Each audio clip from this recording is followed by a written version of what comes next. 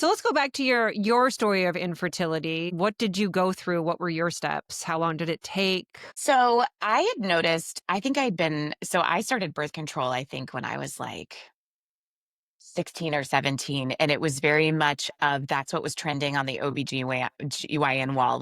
Have appropriate cycles, clear skin, Yeah. help, with cycle, like what do you call Pain. symptom? Yeah, Yeah, like PMS. Yeah. I got on it like no questions asked. I certainly felt better for it. And I think I was on birth control, I think until like I don't know, probably I was like 31 because I think with our job and how much we worked, I was also terrified that I'd been on it so long that if I got off of it, I would be pregnant immediately. And then I'd be like, oh my God, like how can I work 7 days a week and have a kid? Like, what does that look like?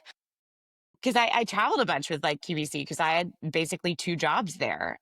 So I'm 31 years old. I get off of birth control and I never noticed a sign of ovulation. And people would tell me, take your temperature. They would they would say everything under the sun. And not one time did I ever have a sign of ovulation. And to my knowledge, like I was never ever remotely pregnant. So I go to mainline fertility. I think it's probably like October of 2018, and they measure my AMH and they're like, it's not good. And then they were like, basically, you have an ovary that like is not gonna drop an egg because like the follicles are blocked with scar tissue. So my only option was to do an egg retrieval. And I remember at that time, I was so far scheduled out with QVC travel that I could do my egg retrieval in June.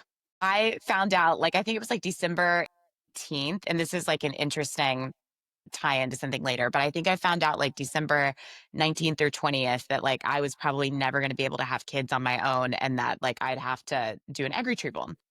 So I, in between time, like tried Clomid and Letrozole, which is like an egg stimulating or follicle stimulating medicine, and no luck.